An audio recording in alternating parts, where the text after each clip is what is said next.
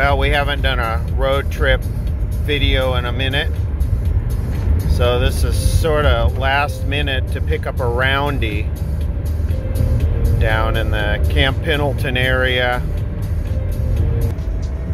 Roundy, the term Roundy usually refers to, or primarily refers to, early 60s color television with the round 21F series picture tube. So that's what we're going to pick up. 1966 General Electric Roundy color television. This came out of a house that was being demolished out in the Palm Springs area. Palm Springs is kind of a California desert resort type town.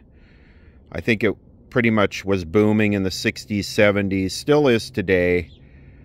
People like Frank Sinatra had a house out there, a lot of other Hollywood types, business that needed a weekend getaway. So this might be a fairly low hour set. Not many General Electric televisions left around. They weren't very good. They made tubes and light bulbs that were okay, but the actual TVs were kind of junk.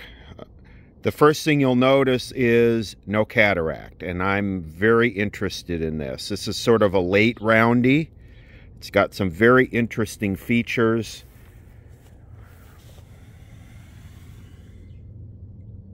Your mark of seal of quality right there.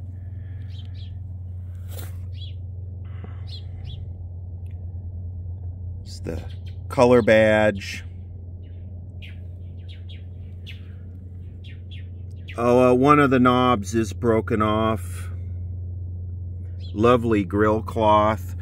It's a cheap cabinet. It's kind of faux finish. I think they call this cabinet style like classic American or something like that. I forget the exact terms. This is where it gets interesting. A Roundy with a 75 ohm GE coaxial.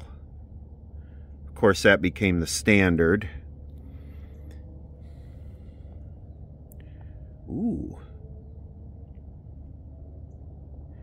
Genuine furniture hardwoods like masonite and particle board. And hardboard for longer lasting beauty. Yeah, well, I guess, yeah, go ahead, GE. Make it sound like something it's really not. It is a model M932 BMP. I already pulled the schematic. Now, the majority of these, if they weren't Zenith, were RCA CTC 15s licensed from RCA. This is not. This is going to be an interesting one. And I should clarify that the majority of these that were not Zenith and were not RCA were basically a licensed CTC, RCA CTC 15. And what I mean is all the house brands of these Roundies. This is not. This is GE's own Compactron filled. Basically, it's like a portacolor, mostly a portacolor circuit Roundy. It uses a 6JS6, which is a Zenith horizontal output tube instead of a 6JE6.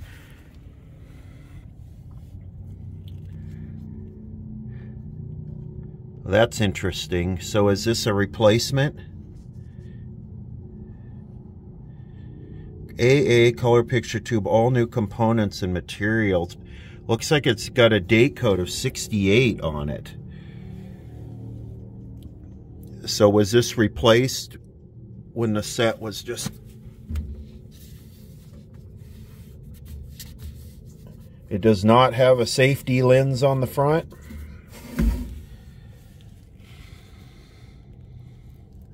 Wow. Here's a schematic right here.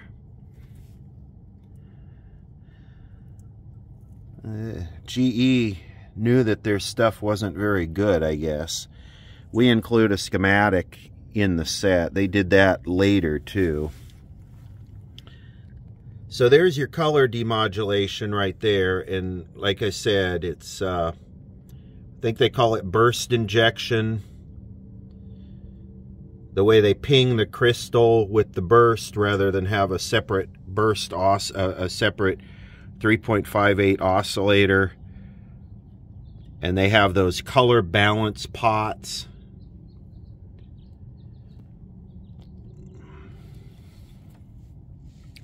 A lot of compactrons. Says right on it, compactron, see? Compactron, come on, focus. Let's see that compactron up close.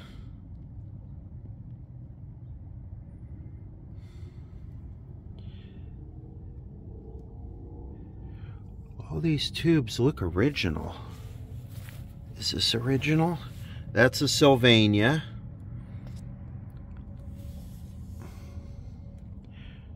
So the question is this the original CRT? Or was it replaced under warranty or what? Here's the flyback. It certainly looks good. Is this a replacement? What is that? This is an RCA. Still looks like it's got a getter there, which is a good thing. This is a 3AT2.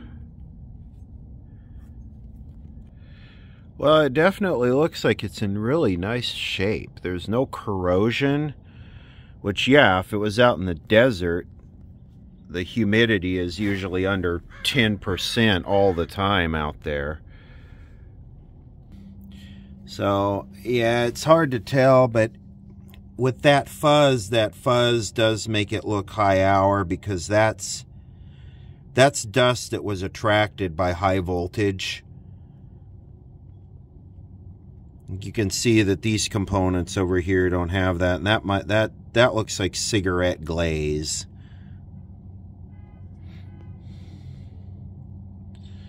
So maybe it is on its second CRT.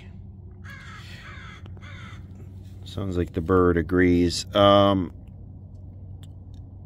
There's a lot of debate that goes on around the discoloration of these rear cups. Some people say it doesn't matter. It certainly seems like a pattern thing to me, that whenever I see a really high hour CRT, these rear cups are bluish, you know, metal blues when you get it real hot. But this one looks really good. So I think we should test it. What is that saying? Correlation doesn't equal causation or something like that. So I guess that means if you see a pattern with something, it doesn't mean that it's the cause of, I don't know, whatever. Safe and effective. Here we go. Okay, set cutoff. Wait, let's come up to set heater. Set the heater at under 6.3 volts. Cutoff.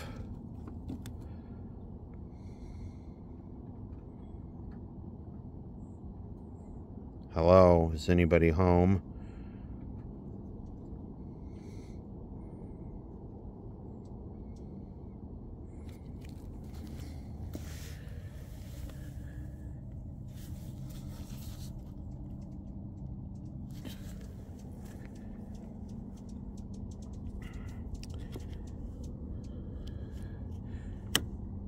Wow. Now see, that would not be expected based on what those look like. I would expect it to be all the way up here based on seeing that. Here's what I'm going to do. I'm going to leave it on setup. So it should be at 50 volts here. Normal, 6.3 here.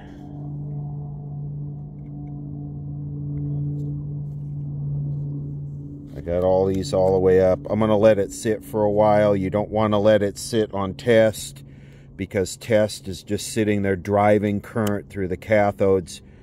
Oh, there it comes. Blue looks tired. So we'll let it set on setup. Let's see where the screens are set.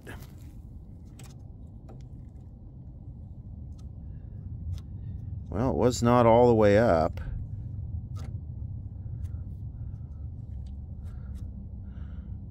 So, as the tube ages, you advance these. So generally, when you get a dead tube, you'll have these all the way maxed out. Does this have a bias? This is interesting. 25 FJP22 or 25 AP22. So this was made well into the rectangular era.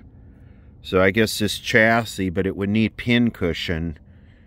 This chassis was used with both rectangular and round tubes. This does not look like it has... All it has is screens. It does not have a bias control. Screens and drives. Video peaking. Service normal. AGC. I guess that's the focus right there. Okay, let's see what we have come up to here. Oh wow, really? Is this thing short inside?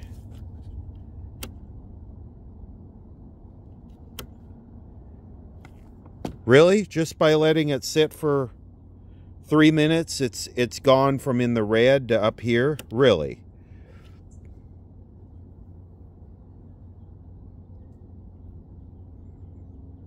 Guess it just had to reactivate.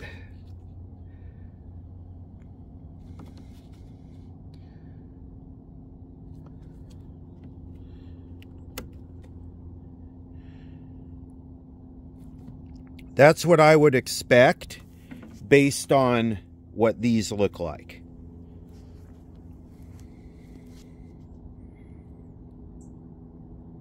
So yeah, happy tube. I say we just bring it up. Let's bring it up on a light bulb. We'll pull the horizontal output tube, maybe the vertical output tube. I want to see, does it have degaussing? It does. I don't know how I missed that. It does have degaussing. So let's power it up. We're going to yank this to start. Damn, GE, you didn't leave much. There's a vertical output. I'm not going to yank that. Probably crack the circuit board. Usually do the vertical, horizontal, and damper, but I'm not going to worry about it. Let's start off with 60 watts. It's and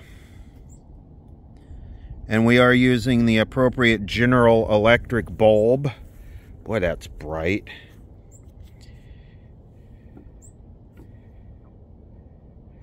Damn, that's almost like a dead short. That's almost full brightness. Which one of these is... There we go. And that works.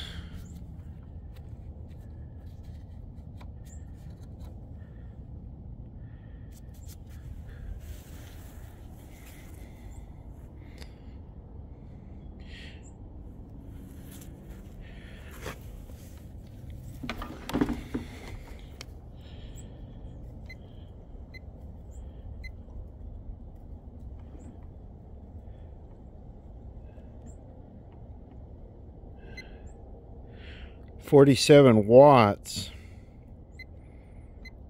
The power factor is 1, which is sort of interesting. A light bulb would be 1, purely resistive load. Something shorted in the TV. Well, it looks like the voltage going into the TV is 33 volts. So what we'll do here, I don't know how much it takes to overcome the filaments that are in the TV. We'll go up to a 150, which gives us 61 volts and climbing. Okay, I'm gonna let this sit for a minute. We'll see if any of the capacitors or anything get hot.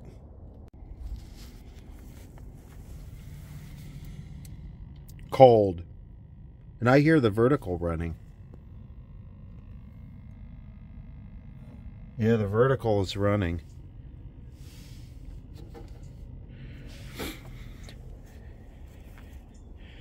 So in the video, it seems like I'm just jumping from one bulb to the next, but in reality, I'm letting each bulb set for 20 to 30 minutes at least. And you have to gauge the wattage of the bulbs based on what you're working on. This is rated at 350 watts. So this is 10 times your AA5 radio. So on this, I'm going 60, 150, 250, 500, and then the newest edition, a 700. This is a big boy. I had to sort of modify this to work. Projector bulb. So if you were doing, you know, an All-American 5 radio, you want to start off with a 5 watt, then an 11 watt, then a 15 watt. Then you work your way up to a 60 watt. You don't have to go every increment, but it looks okay here, so we'll go up to the 250.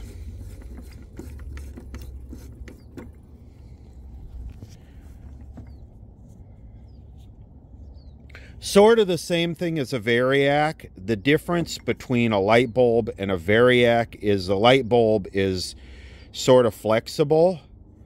Right now, if something was to hard short in the set, the light bulb would just take it and light up, where a variac would still try and keep delivering the 95 volts. So the light bulb has a lot more flexibility, current limiting ability. The light bulb limits current. Let me rephrase that. Tell me if I'm wrong. The light bulb is a current limiting device, where a variac is a voltage limiting device. I like to limit the current. That way you're protected if something goes wrong suddenly. These are still cold. So, and I mean cold. So I'm going to plug this guy in.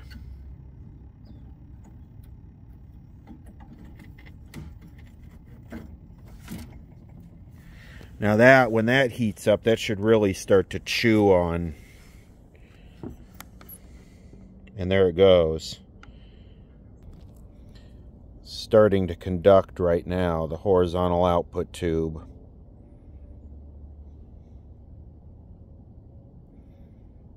Okay, I think we're good here. Let's just bypass the 500 and just go all the way to the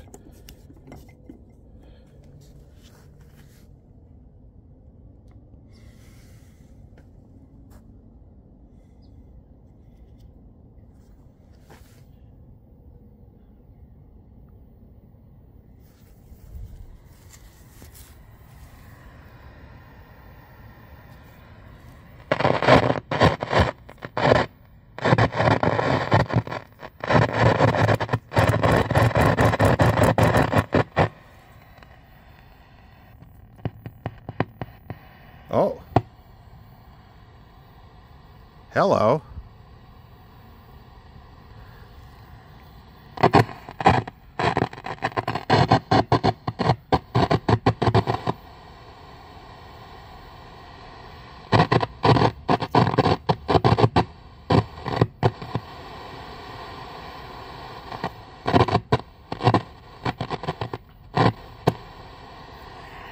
Well, the vertical is right here.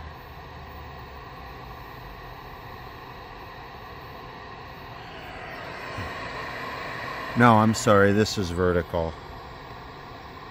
Oh, that works really good. Well, that done fixed it. Oh, there it goes.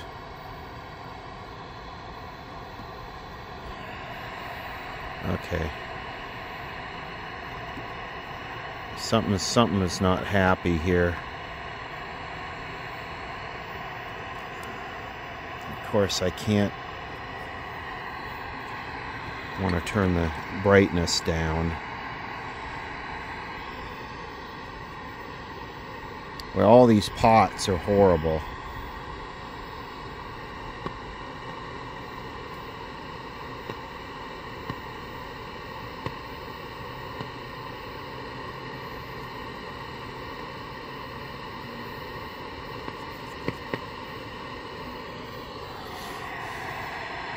See what...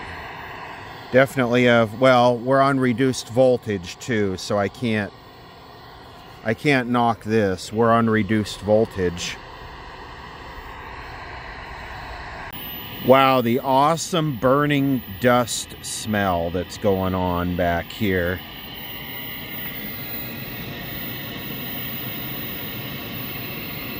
That is part of the color demodulation circuit.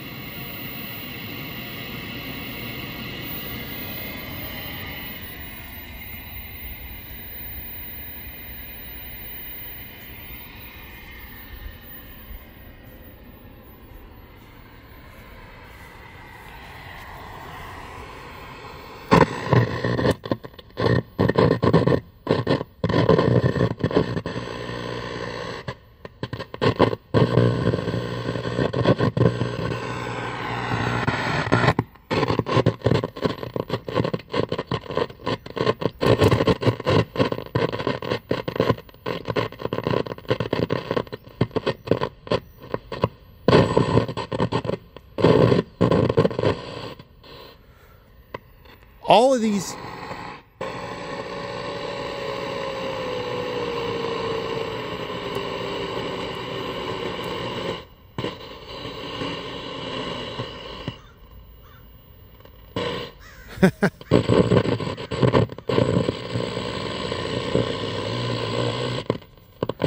wow, are these dirty, these controls.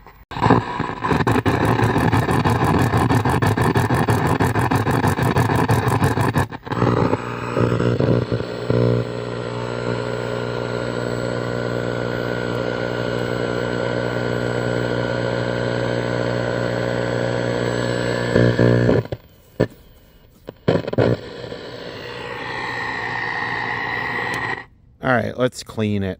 Let's service this. Now, the first thing you want to do whenever you work on one of these, if you don't want to be amateur, the first thing you want to do is you want to take this off and throw this away. Now, what we need to do is we need to clean all these contacts, especially for really just the channels 3 and 4. I'll just use some contact cleaner. I don't want to screw with this too much.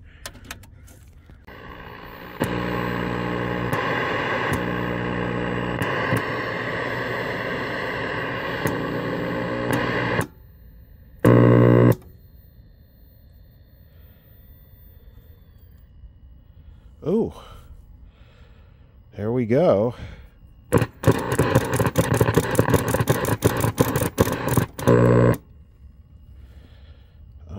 Let's see. These pots are horrible. I guess they're just full of a bunch of dry dust. Wow, getting there. I know it's sort of blanking. Let's see. Color is this one. Tint is this one. But we have no color. And now we're starting to...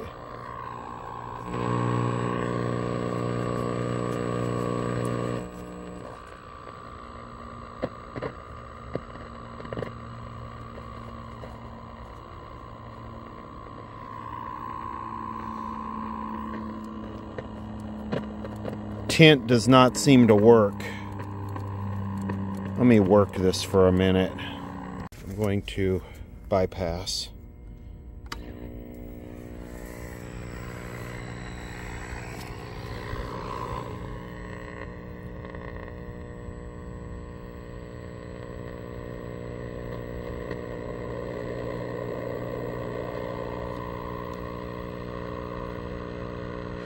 Yeah, the tint is not working as it should.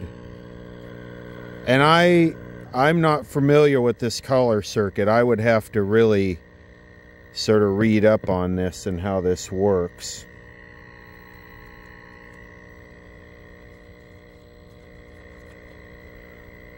These things never really did make good color like the RCA. It's a portacolor. It's basically the GE form of color demodulation. What's interesting is tint is basically adjusting the color level.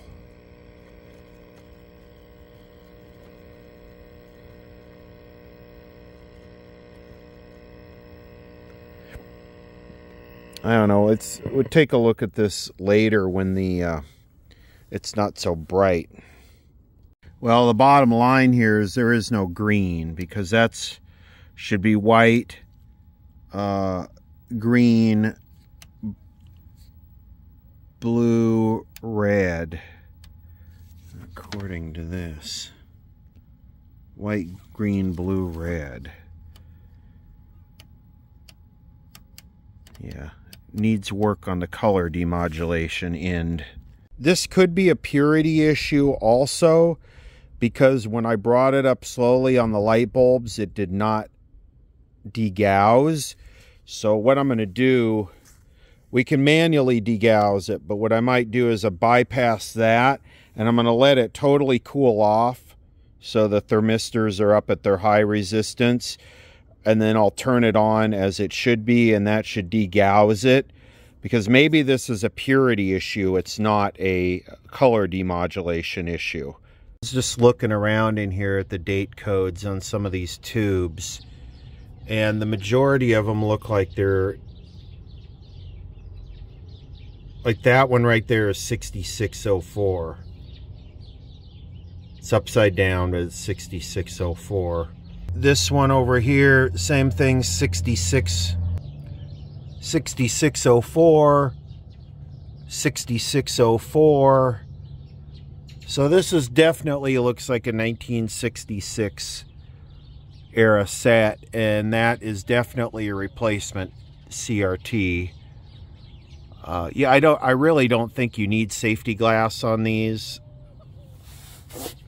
They're pretty damn tough, you know, that glass is really thick on the front. But yeah, it's also amazing that the low humidity environment, all of these parts just last so much longer. You know, everything is just in such much better shape. The humidity really just causes corrosion and capacitors and resistors to get damp inside. So the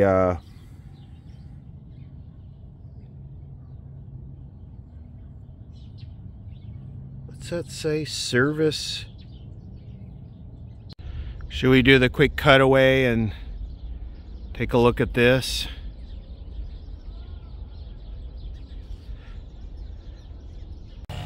Doing something a little bit different here. I got the phone on selfie mode so I can look at the phone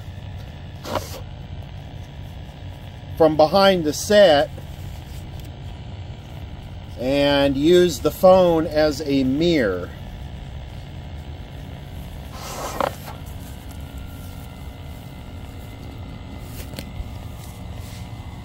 So this is tint.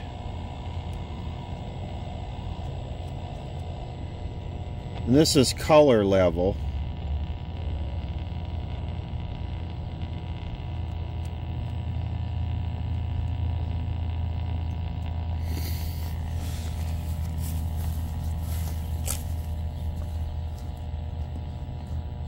just gonna try and diagnose this. So let's go to raster.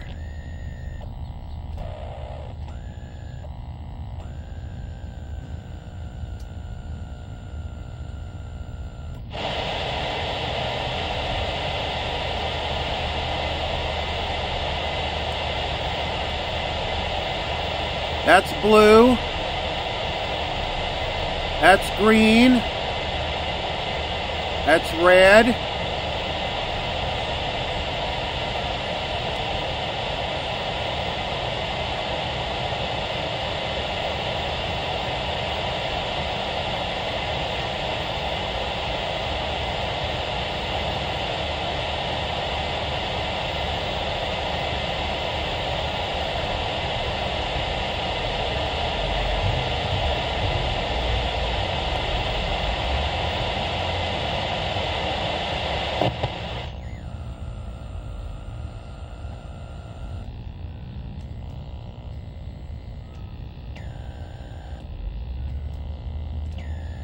Okay, it's got a color demodulation problem, because when I do the screens, I get good purity on those colors. So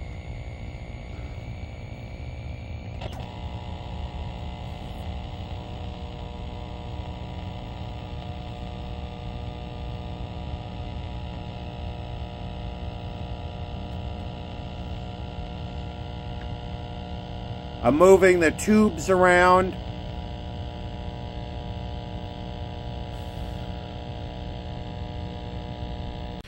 Okay, so we got color demodulation problems here because we're not getting the right colors, and I forget what they're supposed to be, but like blue, we're supposed to have green and yellow here.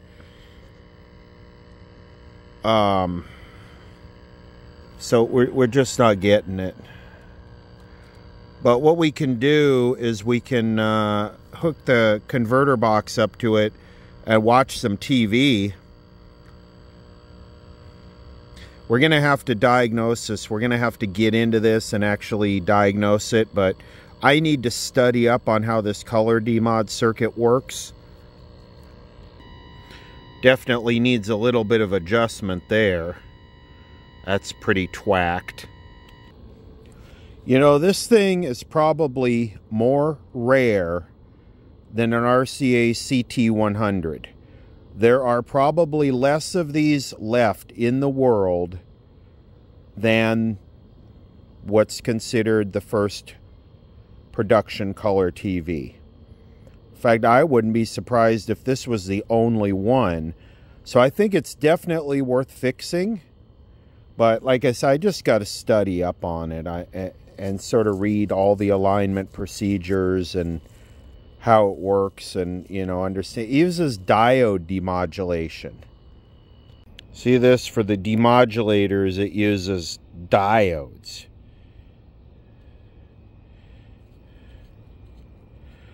And who the hell knows? One of those could be bad.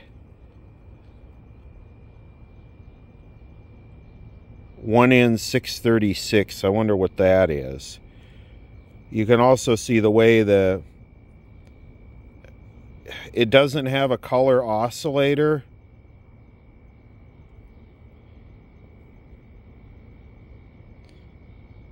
What's that? What's the diode with a strike through it? Is that a variactor diode?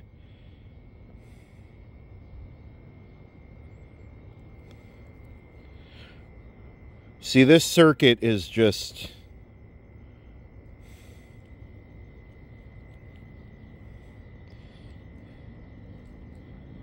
Yeah, I'm not familiar with this circuit.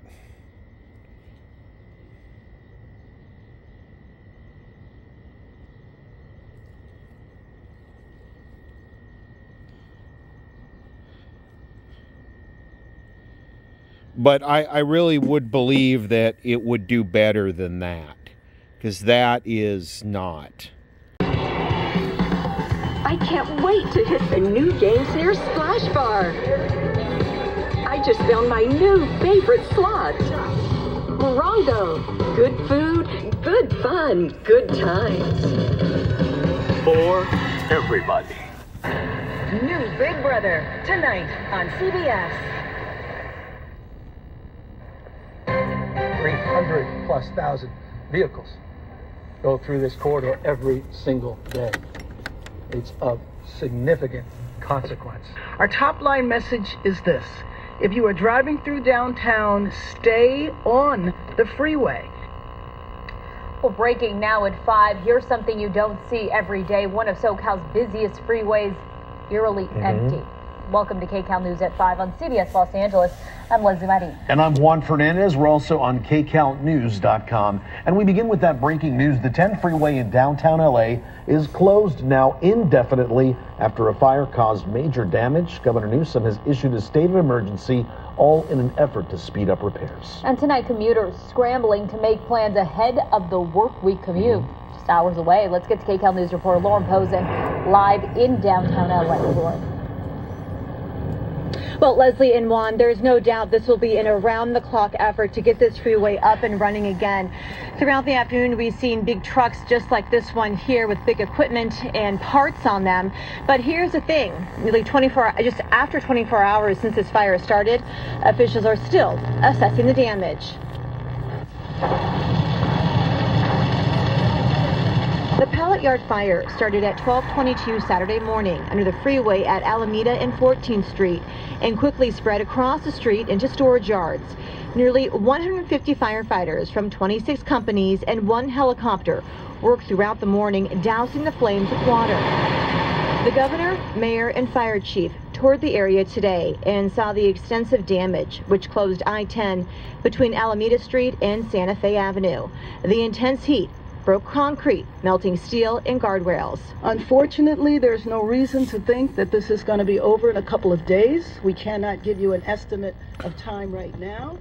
But so, as much as traffic, pallets burn really good. I mean, they're because the wood is spaced and you have air in there. Why would you store pallets under the freeway? To complete its investigation into how the fire started by about 6 o'clock tomorrow morning.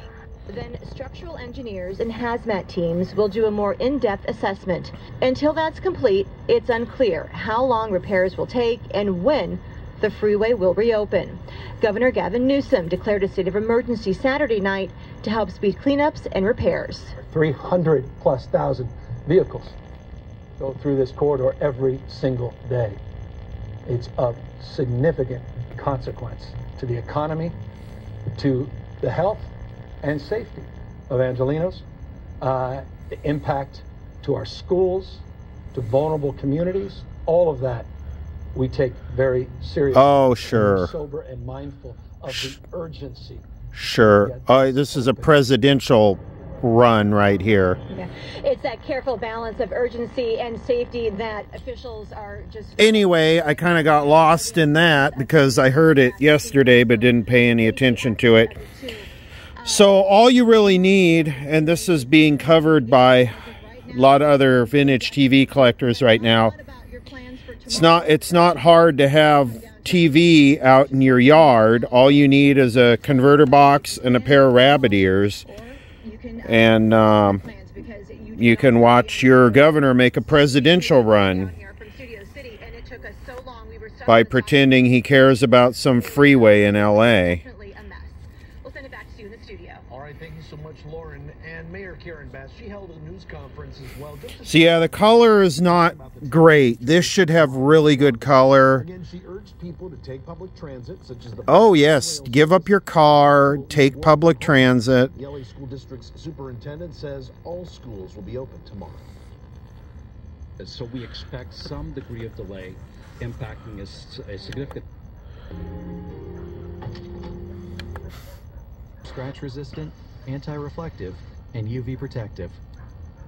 Try 5 pairs for free at warbyparker.com. Order to order, Laser X. See if there's let me see if I can find something. It's clear. Look at how clear it is. It's just the vertical is twacked.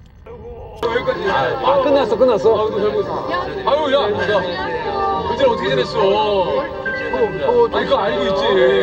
아니 옷이 이러다 보니까 우리 정정이. 네. 아유 안녕하세요. 오늘 촬영 아닌데 나오신 거예요? 아니 저희 다음 씬인데 인사드리려고. 끝 아니에요. 아 나 이거 정말 진짜 드라마 진짜 와 나 오늘 연인이라서 내가 이렇게 하고 있을 줄 몰랐네. Ah, stereotypes. Anyway, we're going to come back to this and do a complete setup on it at some point and actually try and fix it because I think it's worth it. I think it's rare enough to be worth it. Let's get the money shot. Let's get in here.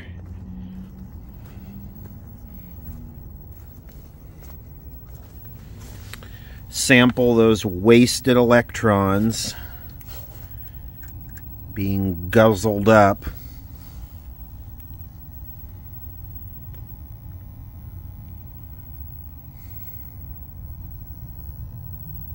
Anyway, it's a look at a very interesting, and like I said, probably at this point very rare 1966 General Electric GE color Roundy. And this must have been one budget set. I mean, this was the cost saving 3 year ago technology. You know, this was really so outdated when it was sold, I'm sure. But 스포가 되면 안 되니까 또 우리 씨는 지금 그 스포 되는 씨라고 상관없는 거예요? 아, 이 씨는요? 예, 아주 상관이 없습니다. 그러면은 네, 갈게요. 고생하십시오. 좋은 기회를 주셔서 감사합니다. 감사합니다. 아유, 감사합니다. 아유, 너무 감사합니다. 아유, 가요. 들어가세요. 수고! 반갑습니다! 식사하고 뵙겠습니다. 그때 뵙겠습니다! 고성도. 아유, 안녕하세요, 기사님. 안녕하세요. 아유, 고생들 하셨습니다. 와, 근데 진짜 고되긴 고되다. 그리고 여기 서울에서 출발하는 거예요, 차가? 네. 몇 시에 출발? all right, enough of that.